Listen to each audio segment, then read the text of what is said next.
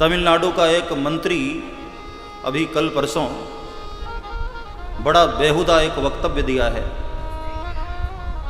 सनातन धर्म का समूल नाश, ये उसका एजेंडा।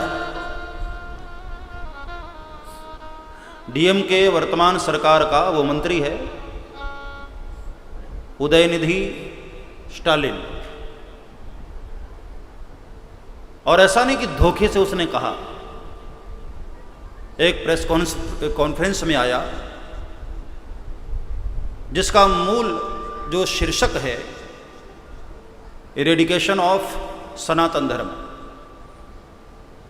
ये उस प्रेस कॉन्फ्रेंस का शीर्षक था। उसमें बाकायदे वो लिखकर लाया था इरेडिकेशन ऑफ सनातन धर्म। इसका हिंदी में जो अनुवाद है वो है सनातन धर्म का समूल नाश। और ये कौन बोला?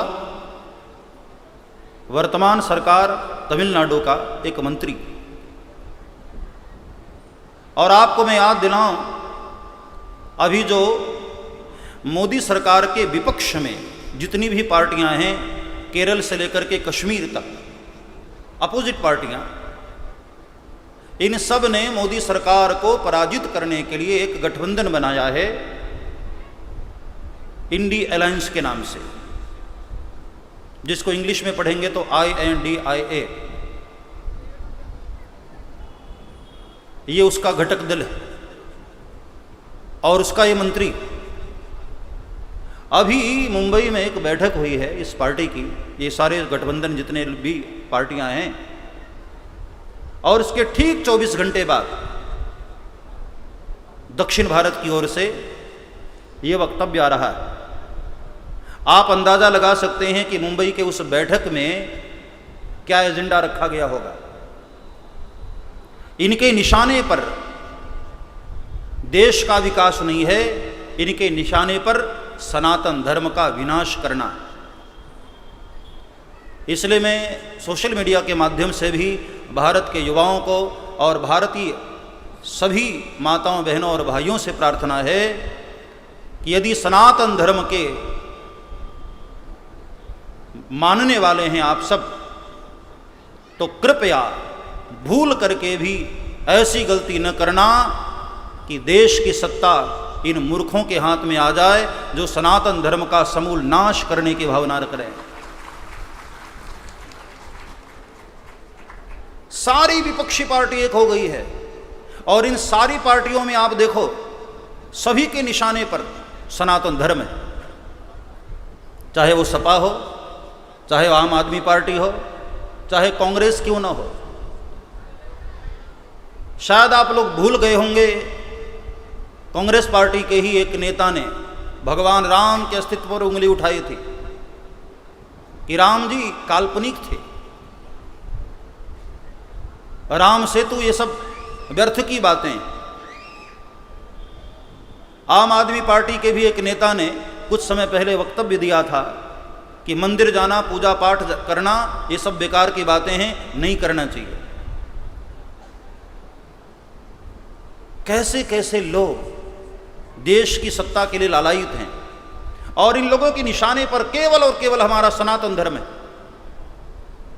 मैं उस तमिलनाडु के उस मंत्री को कहना चाहूंगा कि जो सनातन धर्म के समूल नाश की कल्पना कर रहा है, एक जमाने में उसी दक्षिण की ओर से रावण ने भी यही कल्पना की थी, सनातन धर्म के समूल नाश की। परिणाम क्या हुआ? उसके खानदान में कोई दीपक जलाने वाला भी नहीं बचा, उस रावण का ही समूल नाश हो गया। मैं ऐसे उदयनिधि को कहना चाहूंगा, यदि ऐसी कल्पना लेकर तुम चल रहे हो तो आने वाले समय में, उस वक्त भगवान राम स्वयं आए थे और इस वक्त भगवान राम अयोध्या में मंदिर के रूप में विराजित हैं। मंदिर में साक्षात भगवान राम विराजित होने वाले।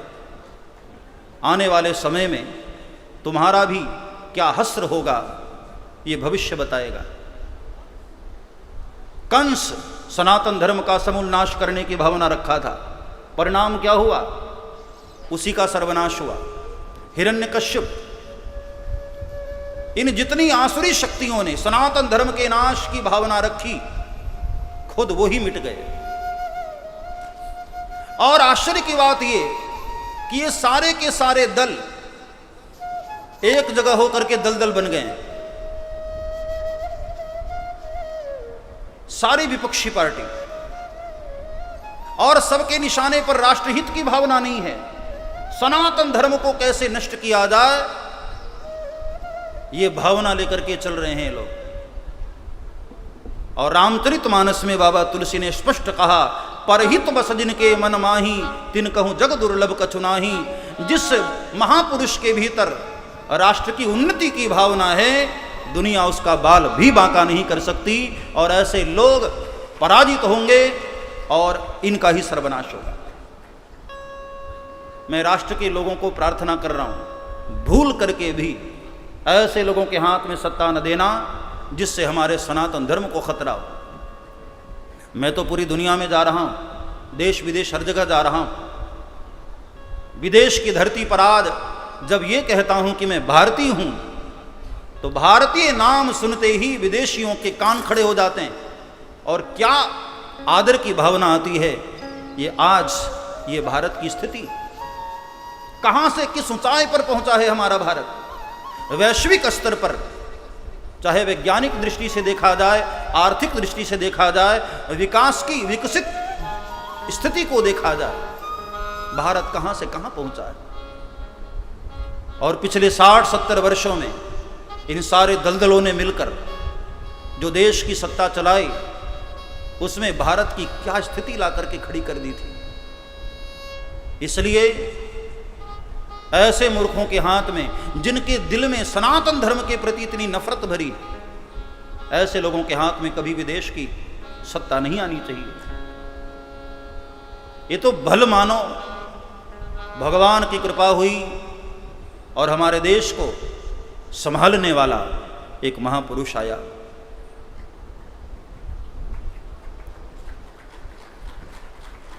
और मुझे आश्चर्य होता है कि ऐसी कड़वी बातें, अभी सपा पार्टी का एक नेता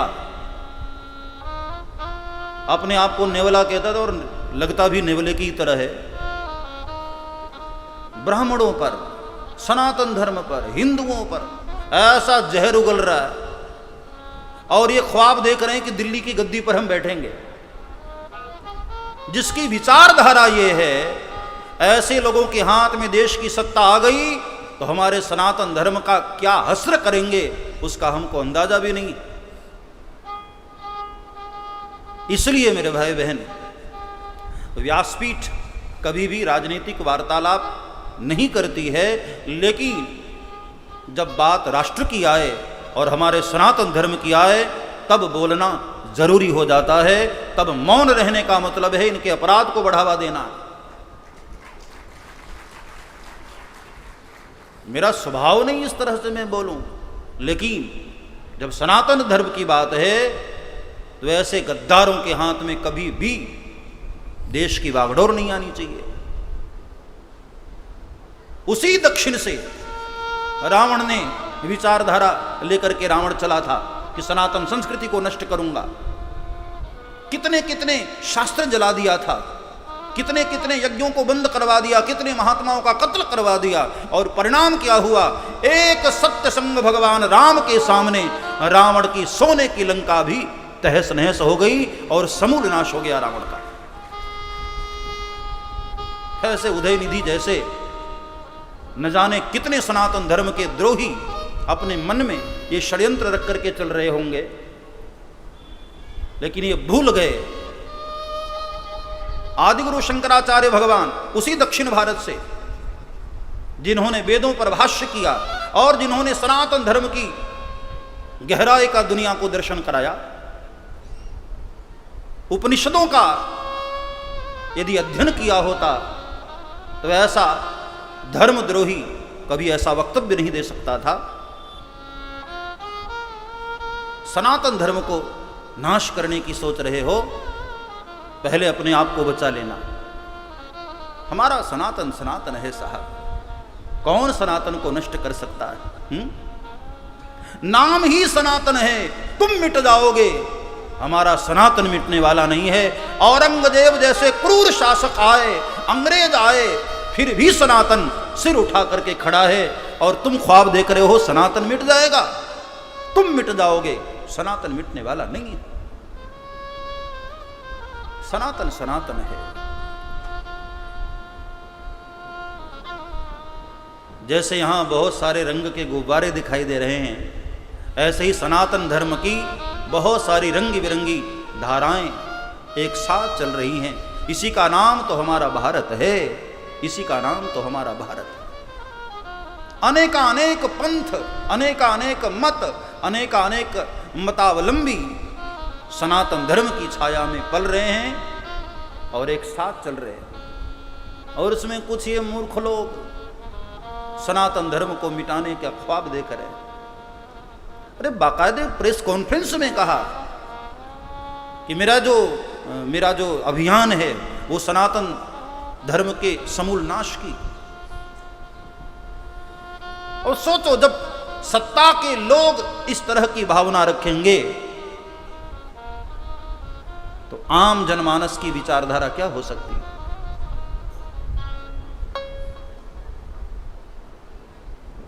हम किस्मत वाले हैं मेरे भाई बहन कि सनातन धर्म की डूबने की स्थिति में, लड़खड़ाती स्थिति में कोई तो मसीहा आया जो सनातन धर्म को उठाने की बात कर रहा है। और सनातन धर्म को उठाने के साथ साथ देश के कई हिस्सों में मंदिरों का नवनिर्माण करके इस देश के कीर्तिमान को स्थापित कर रहा है। हम किस्मत वाले हैं कि उसके छत्र छाया में हमारा भारत आगे बढ़ रहा है। ये जितने भी दल हैं, एक दल, दो दल, तीन दल, चार दल, ये सारे दल मिलकर के दलदल ही तो हो रहे।